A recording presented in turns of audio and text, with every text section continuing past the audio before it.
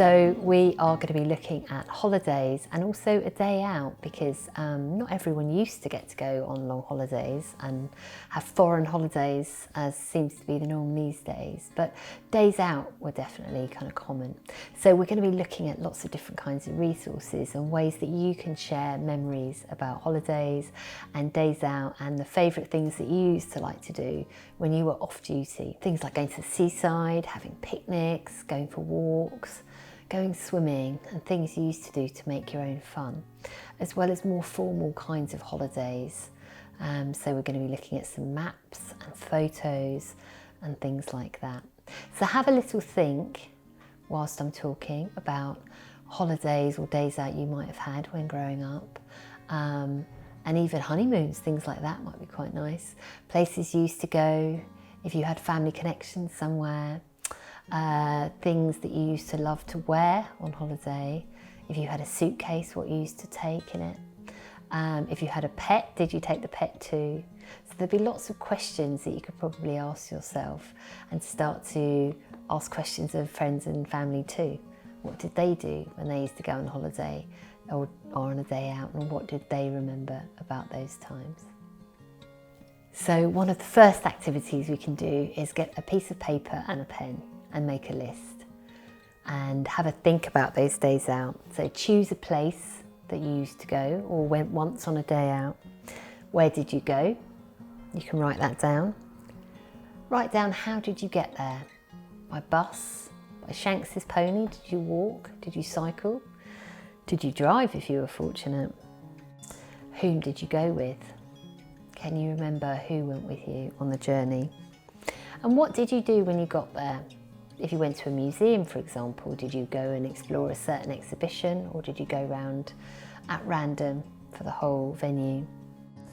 What was there to eat? We used to make boiled eggs to eat with wraps of salt. Did you make your own sandwiches? Did you buy food there? Or did you bring everything with you? What clothes did you wear for a day out?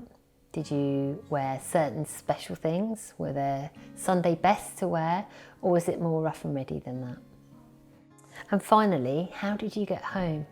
So when you're thinking about your list, you're thinking about all those different kinds of elements to a day out or a holiday, and that will help you to share those memories with others and for them to share their memories with you. So we're going to think about that perennial British favourite, the seaside experience. Did you go to the seaside? What did you do?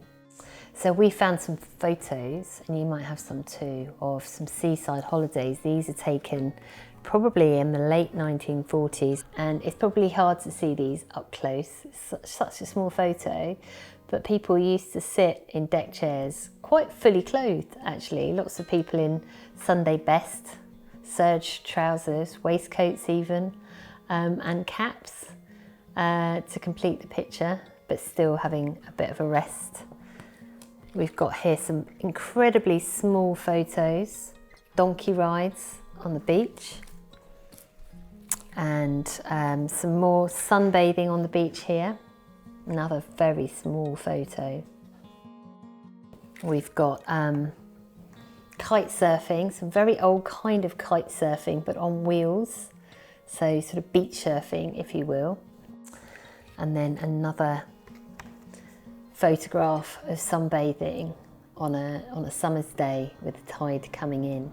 So if you went on a beach holiday, or if you went for a day out to the beach, where would you have gone? Was it somewhere on the south coast? Did you go somewhere like Weston-super-Mare, one of the longest beaches in the country, and where the tide, once it goes out for hours? Would you have had a map? Is this the sort of thing that you would have looked at if you were driving or going all the way to Somerset? You might want to have a think about whether you got to go further afield, somewhere like Land's End in Cornwall.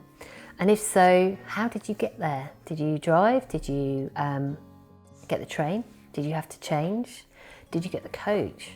And more importantly, if you had a long journey, did you get travel sick? That's the most horrible thing. Share those memories of remedies that mothers might have had for stopping you from being travel sick, and also how to follow a map. Did you have to do that if you were hiking or going on a camping holiday, for example? And how did you manage that in blowing winds and rain, which is often how things are in the summer holidays, whilst trying to fold a map like this one from the Ordnance Survey. This one was published in 1961 and shows the cost of the map in old money. So you might want to have a little think about that as well. If you're going to share with people about your memories of this, can you find an old map in your loft or in a cupboard somewhere? Can you share your route that you used to take? Does that route still exist? Have they built a motorway next to it instead to replace that? Or can you still go the same way? All useful questions to think about holidays. And finally, have a think about senses. How did it make you feel? Do you remember the smell? Do you remember the feel of the sand? Do you remember the feeling of the sun on your back and the salty air? All of those kinds of things are a really great way to bring back memories in a really powerful way. You might have also taken photos. Did you have one of these Box Brownie cameras? So these cameras were very popular. You might have had one, and now you can pick them up in charity shops sometimes if you're lucky. So you would have had to have taken the photo, got everyone to stand very still, but actually if you didn't own one yourself, there were sometimes people, especially on seaside resorts, who would take a photo for you, so you could pick that up. So there's lots of knobs and dials as a way to remember your holiday, and these are a lovely mass-produced way to do that. And these would have created these small photos as a way to remember your day out.